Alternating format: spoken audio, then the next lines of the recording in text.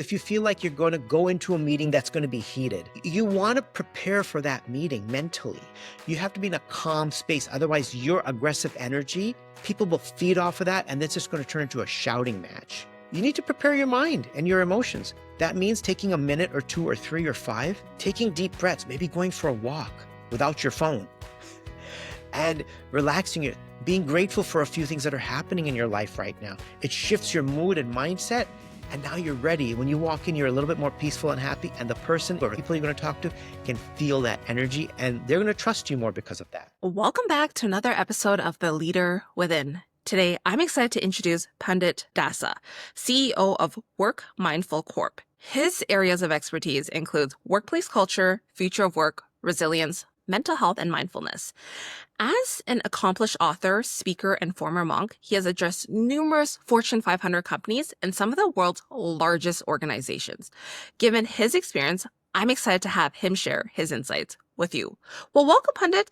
Can you share a story that has influenced you to take what you've learned as a monk and really focus on empowering leaders and organizations? Yeah, well, first of all, Angel, thank you for having me on your podcast. Pleasure to be here. So, as a monk, I spent 15 years living as a monk in New York City, of all places. So you may think that that's not the ideal place for introspection. While that's true, but you do get to introspect a lot about the busy culture that we live in, the hustle and bustle that's constantly around us and what we're sort of feeding off of. So my introspection perhaps was on a different type of a different level than maybe other monks who are living in a more isolated environment. Not that one's better than the other. It was just different because I was living on the Lower East Side of Manhattan for 15 years.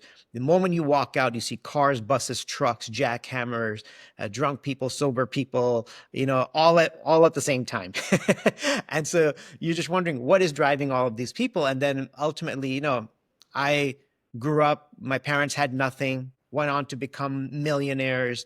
Then we lost everything. Then we ended up in post-communist Bulgaria and then on the East Coast. And then that led me to becoming a monk, right? So all of that turbulence drove me to a inner journey and made me really question how I wanted to live my life and what's the purpose of life. And that journey was facilitated by me being in the monastery for that many years. And I realized that as I began to understand myself better, then I began to understand my purpose better.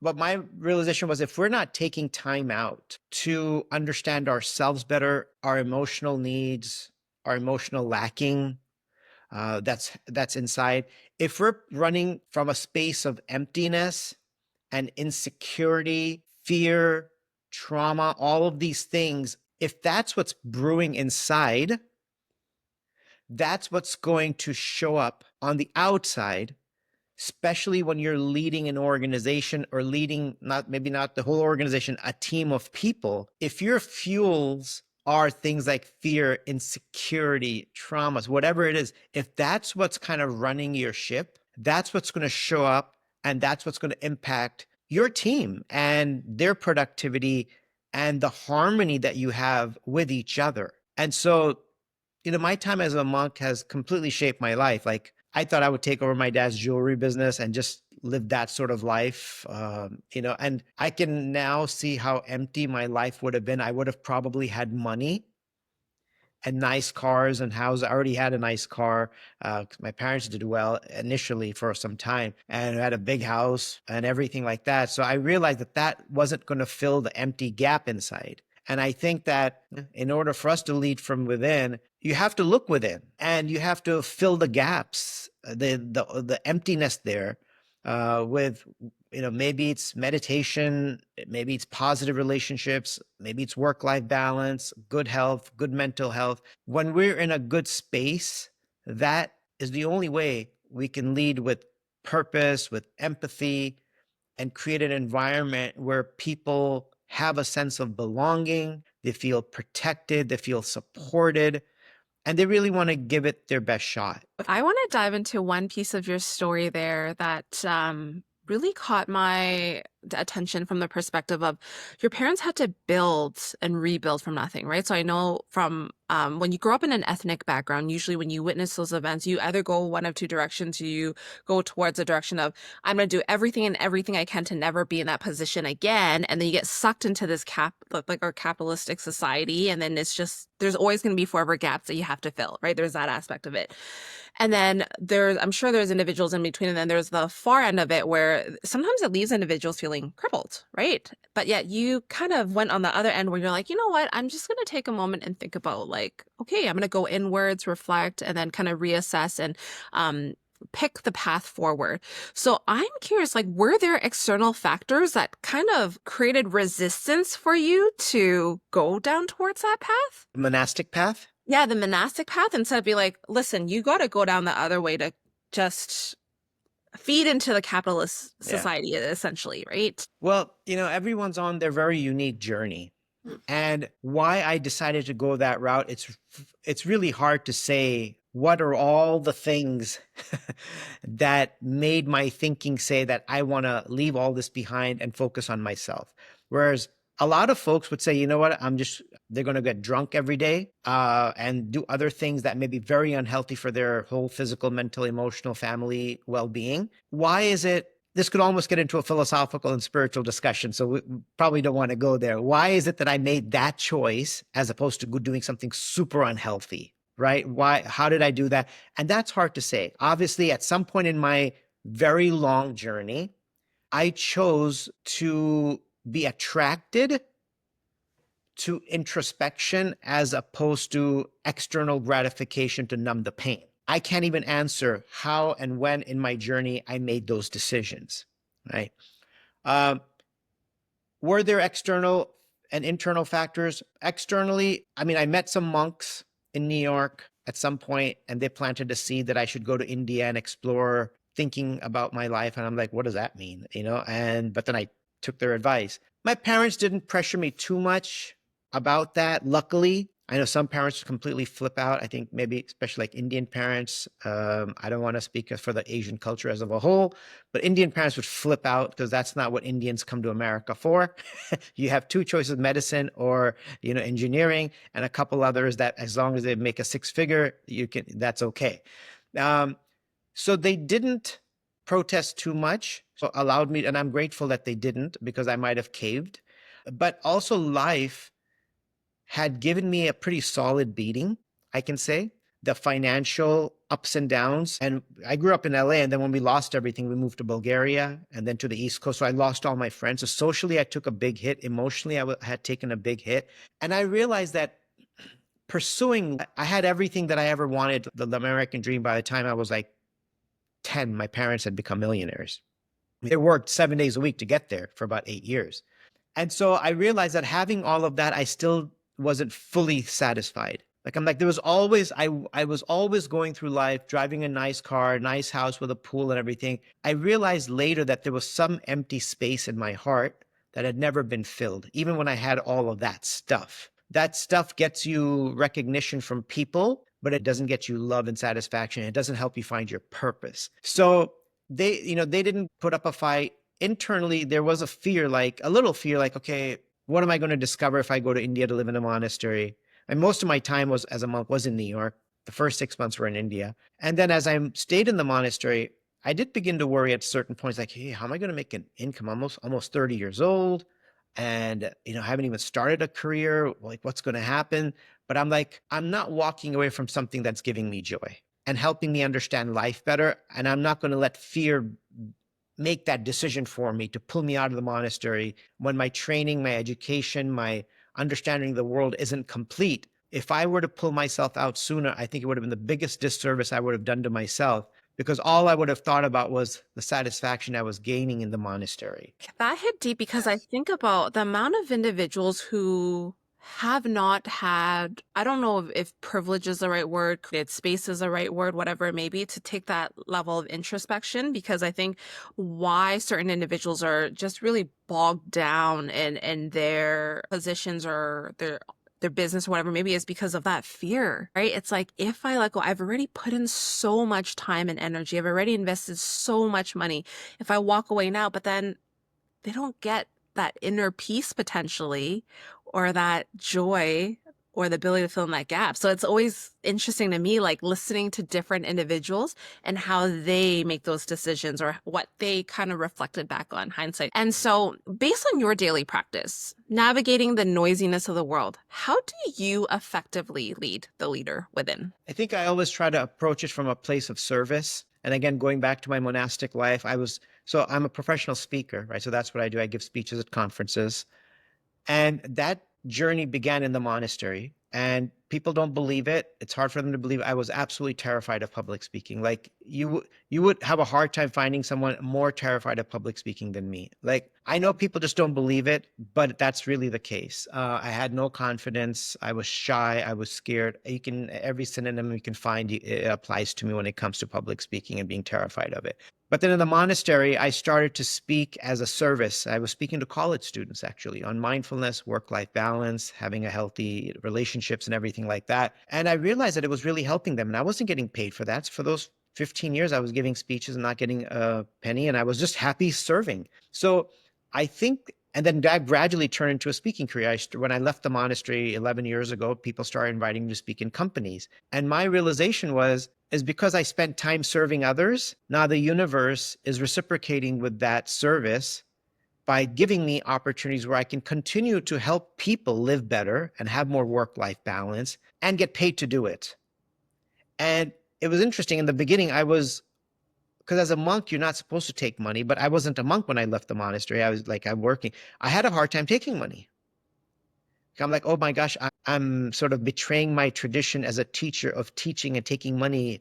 Like the very traditional perspective from India, like the teachers, like going back generations, like generally you would never ask for money. If you got something, you accepted it with a gracious heart, and that's it. And so, not that I'm from that generation, but the culture, the monastic culture was like you teach and you just accept the gratitude that people give. And if they give you something, you accept it humbly. That's it. And so I think it has to come from a place of service, which is how I try to approach it, that I'm going to speak to 500 corporate professionals. These folks are more educated than I am, more accomplished than I am, yet somehow or other they're choosing to sit and listen to me speak. It still blows my mind, believe it or not, right? It still blows my mind. I've spoken to some very high level people. I'm like, these are folks that are listening to me talk. They're running like close to maybe $1 billion company, and somehow they find value in something I have to offer. Like, well, I'm here to serve. The knowledge that I've gained, I'm going to share it with them. Hopefully it'll serve them in a way that helps them become a better human, better leader, kinder person that improves every aspect of their life. So I do think that leading from within means leading from a place of service. The idea that yes, we do need to make money. I have bills to pay. I have a family. I have a toddler. The expenses never end. You're just like, oh my gosh, I can't believe, this much money every month goes out the door. So yes, we have to make money. No doubt about that. Somehow in the process of being caught up in the expenses and the bills and the income, we have to keep reminding ourselves that I'm doing this to help this person and improve their life, right? So I could speak to an organization that wants me to transform their culture. And I'm like, well, not everyone here is going to be on board. Some of them just may not care about that. Just like, I just want my paycheck and go home. I'm like, I'm here to speak to those who want to listen.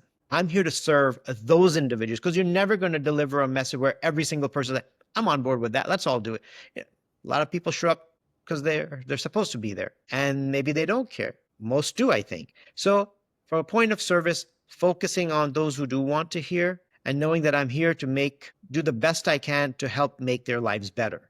And I think no matter what industry we're in, if we keep remembering that, if we remind ourselves of that leading with a mood of service, I think that's the big component of leading from within, the service component. I appreciate you sharing that. And because you've spoken to numerous Fortune 500 companies and a large organizations, would you be able to dive into maybe a common theme you've noticed that leaders are running into that is negatively impacting their workplace culture? Well, I think too often leaders get very stuck and bogged down with the bottom line, which is something they're supposed to be focused on. And I think too often they forget that people are human beings. Like, I'm paying you this much money, and I think they forget that they have a life outside of work, that they have a wife, they have a husband, they have kids who are going to school, or they have a family member who's ill, who they need to take care of. They have an aging parent. I think that when leaders forget this, there's a major disconnect, because then people start to feel used. Like, okay, you expect me to respond to this email at 2 a.m. Like, you're actually sending me an email at 1 a.m. and you expect a response from me. Like, that is the most unreasonable, unhealthy thing you can do to in your organization, because now that person might end up doing that to their subordinate, to their direct report. Like, okay, I'm sending you an email because I got one. I need you to respond right away. And so it's a trickle down effect. It's a ripple effect. And I think the biggest mistake is to forget that people are human beings. They have feelings, they have emotions, they have physical, mental, and emotional needs. They have families and responsibilities. If the individual isn't given time to deal with their personal life in a healthy way, all of that is showing right up into the workplace. So if you're working so much that you're fighting with your spouse, you're ignoring your kids, and now your kids are bitter at you, you can't take care of your parents, the guilt, the fear, the anger, frustration, where do you think that's coming up? It's going to show up with you at work, and now you have to get on a call with a very important big client, and all of that's in there while you're trying to put on a smile for that client. People aren't stupid. They'll figure out this person's unhealthy. So, and I think that a lot of times leaders expect a lot, but aren't able to provide the resources and support to maintain the mental and emotional well-being of their employees. So an employee is giving 8 to 10 hours realistically. A high-performing employee is giving 8 to 10, 8 to 12 hours of their mental energy to the workplace. It's probably 2/3 of their waking time is given to work. Isn't the work responsible beyond just a paycheck to provide resources to maintain the mental health of that employee? Like, if I'm taking 66% of your mental health, I need to give you something so you can maintain that and not go into depression or have a nervous breakdown. I need to provide you with coaching, counseling, meditation apps, time off, ways to have work-life balance. I think leaders just aren't investing enough in the people they're working with. They may be giving systems, and here's new technology, check this out. We got this new technology, it cost us $1 billion. It's going to make your life so much easier. Well, how about just spending a little more time understanding what your immediate direct report's going through? Maybe they've got multiple tragedies going on at home, and how can a human really function with that going on? If the manager doesn't care, is only expecting output, productivity, there's going to be a major collapse and crash that's going to happen. The manager's going to think, oh, that person just wasn't qualified, they were lazy, they were incompetent. But no, actually, you never took the time out to find out. You didn't have the empathy to understand what's going on in their life and how you could support them. Because if you could support them in that moment, the loyalty that they would have towards you would go through the roof. Okay, let's dive into the piece about just the support systems, right? Because I understand there's some small to medium-sized enterprises or even smaller organizations that don't have some of the resources that maybe a larger organization can invest into their people from a mental well-being, et cetera, perspective, right? But there's other elements of it that we can do to lead and support our workforce so that they are more resilient. So curious, like based on your experience and what you've noticed, what's a piece of advice that you would offer there if, again, an organization cannot afford some of those services that we're talking about? Well, I think one simple thing is having some kind of questionnaire and asking their employees, but what would make this environment more pleasant for you? What would make it more comfortable and fun for you? What do you feel is lacking here? What can we do? Say, like, we have limited resources, but I'd like to see what we can do to make the space a little bit more comfortable, more enjoyable, where you feel a sense of belonging. What's lacking? At least start with a conversation, right? It could be an anonymous survey of some kind. And then just doing that, people will be like, okay, someone cares. The fact that they made us take time during the workday to fill that out, and then have a conversation. So, hey, I noticed that a lot of you said this and this and this. How do you think we can make this happen? Like, let's do it. How can we do it? And using work time to do that, because that's also work. Like, you're improving an environment for people. They're going to be grateful for that. And when people are happier and when they're appreciated, they do more. And so I think just having a conversation and then actually taking steps, people will be like, whoa, they're doing it. They're actually making efforts. Okay, it's not at the scale we hope for, but this is what the budget allows. At least they're doing it. So I think even if you're an organization of just 10 people, hey, that makes it easier. You can have a conversation, right? If you're an organization of 100, have a conversation with your managers. Let's figure it out. Have the managers talk to their direct reports. Let's figure something out. Let's put something in place. It may take a few months to roll out, 2 months, 3 months, 6 months, but now everyone's thinking about it. It's in the consciousness. It's in the ether that, oh, this is a change that we're trying to make. We're trying to create this environment, and it's a work in progress right now. Love the question that you incorporated in there where you said, how can we do this together, right? Because then you're actually listening and taking into consideration some of the things that they're noticing that you might not have a line of sight into when you are trying to lead and make sure that everyone is steering in the right direction, right? And so one of the areas that you focus on as well is mindful leadership. So I'm curious, like when it comes to the future of work and uncertainty in itself, like what is one thing you're paying attention to right now in terms of how mindful leadership can equip leaders and organizations? Well, one aspect of mindful leadership is, first of all, mindfulness, right? Even just a little defining that word is to become aware of your thoughts and emotions and bringing the mind to the present moment. It's the act of getting in touch with oneself, which is something I talked about a little earlier. Understanding where you're at, understanding how depleted you are. Like, okay, when we look at this, it tells me I have 96% left, right? Battery. How often do we check our own mental and emotional battery? Like, what charge is it at? Is it at 10%? Because it's not going to function very well. If it's at 10%, that means everything's going to irritate you. Everything's going to upset you. If anything doesn't go your way, you're going to have an explosion. So how often are we checking where our battery's at, and how often are we recharging our emotional and mental batteries?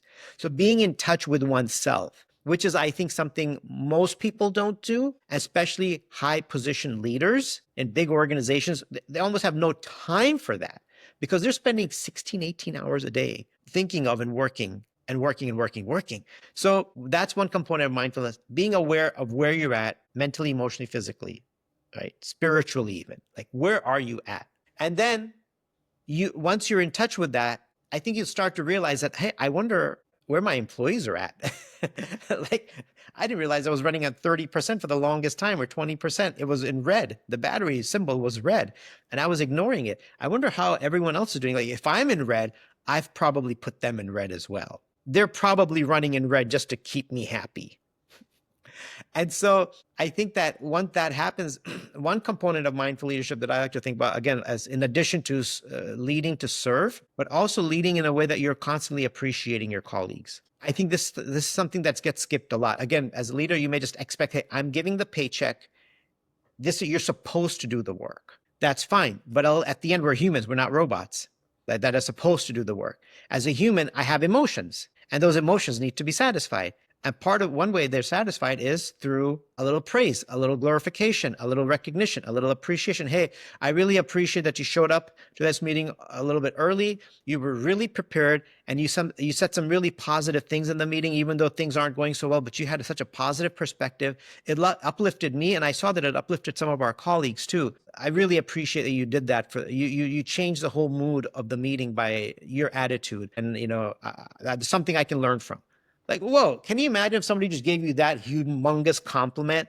You would be floating on cloud nine the rest of the day, and you would love your boss for the way that they appreciated you. So I think if we can appreciate our people, that at least the ones we're immediately working close to on a regular basis, it'll change the culture of the workplace. And that's what mindful leadership is. And then also inspiring your people to appreciate each other. Appreciation is everyone's job responsibility. It's not just a leadership role. It's everyone's responsibility to appreciate anything good you see of others. Appreciate that. Appreciating someone else doesn't take away anything from me. It just puts more positivity out there and builds a better bond between you and that person. What you just touched on ties into my second last question is, what have you noticed allows an individual and organization to unleash their full potential? And I think the answer to that could be a little different for each individual. I don't think there's a one size fits all for everyone. Again, it starts with a healthy personal life. I just don't think a full potential can be achieved for anyone and any organization if the leaders have unhealthy personal life. It starts at home, right? I think it really does. The foundation of everything we do starts in the home. So if your relationships aren't good, if your mental health, physical health aren't good, that's the example you're setting for the rest of your team and organization when you walk through the doors. They're going to be like, okay, this person's a high achiever, but their life's a mess. There's no way that's sustainable, because at some point, like in the health and wellness circle, we have like a phrase that if you don't make time for your wellness, you'll have to make time for your illness. And so if we're not showing up in that way, then we're not achieving our full potential, because our full potential will come to an end, screeching halt at some point when our health crashes. So that's not full potential. That's going to hurt the organization, because now they have to find someone else to fill those shoes, right? So full potential starts with a good mental health, physical health, emotional health, spiritual well-being as well. And I've talked about mindfulness. I think it can go a long ways for individuals, leadership or not leadership roles, if they're taking time out to do some mindfulness, which means a little meditation. And it's not something you have to be a monk for to do meditation. You've got major athletes and big time CEOs and people in the medical profession and military all using mindfulness to be more calm and less stressed, because you make better decisions when you're calm and when you're less anxious and stressed. So to get to that space, these breathing techniques have been around thousands of years, and now they're being used in a secular way by corporate America, like I said, with the government, the military. Every industry is using them. I've taught them to every industry, pretty much, from the government to Fortune 500. And it's just helping leaders and everyone. Like, okay, I'm stressed because of this meeting, but I have another interaction coming up. Let me take a minute and do some breathing exercises so I can, because the breathing exercises, they calm you down. They calm down your nervous system. That allows you to be in a more pleasant space and allows you to make a better decision and not say something you're going to regret that could potentially break a relationship or lose a deal. So I think all of this is important. I appreciate all the golden nuggets you shared. And I'm curious, like, do you use the box breathing method, or what is your favorite go-to if you only have a minute? For a minute, I just say take a minute and take 10 deep breaths, right? Breathe in, fill up your lungs, exhale. Even that, just 10 deep breaths. You'll notice even after 5 deep breaths, you feel better. So if you feel like you're going to go into a meeting that's going to be heated, you want to prepare for that meeting mentally. You have to be mentally prepared. You have to be in a calm space. Otherwise, your aggressive energy, people will feed off of that, and it's just going to turn into a shouting match. And I think that's where you have to prepare for the thing you're going into. Or if you're going to have a very important meeting with an important client and you've had all kinds of crazy stuff happen that morning, you need to prepare your mind and your emotions. That means taking a minute or 2 or 3 or 5, taking deep breaths, maybe going for a walk without your phone and relaxing it, thinking of being grateful for a few things that are happening in your life right now. It shifts your mood and mindset.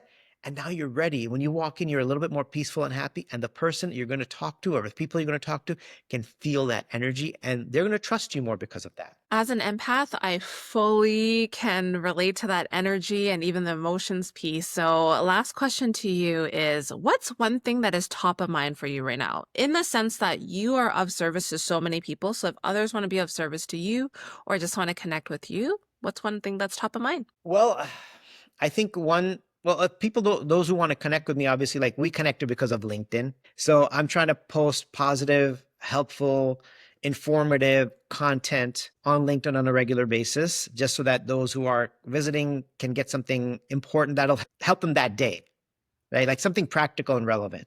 So that's one easy way for people to connect with me. And really just for people to know that, my goal is to sort of help create a positive and mindful workplace culture. And a culture is something everyone in the organization is responsible for. It's not just the leader or the manager. It's everyone contributes to the culture. Everyone is the pillar that's holding up the house. And so that's my goal. And I do that by talking about the whole idea of appreciating one another, communicating with empathy, and practicing mindfulness for your own self. So that's sort of like the things that are top of mind for me, things that I like to communicate when I'm speaking to leaders, when I'm speaking to the entire organization, or a conference that brings in HR professionals from a bunch of different companies. These are the things that I think that can help us lead from within, is that if our inner core is taken care of, all good things are going to come out. Everything that we're hoping to do will be much more positive. Even if we're not successful at it, then at least you'll still come out of it not completely broken and fully disrupted. It didn't go my way. It's okay. There'll be many more opportunities. It's funny because the way that you ended it is still in service to others. So I so appreciate that about you. Pandit, thank you so much for sharing your insights and your story today. And to everyone else that's tuned into another episode, thank you so much for your time and attention. It means more to me than you'll know. And I can't wait to stay in touch with you on my next episode. Till then, stay safe.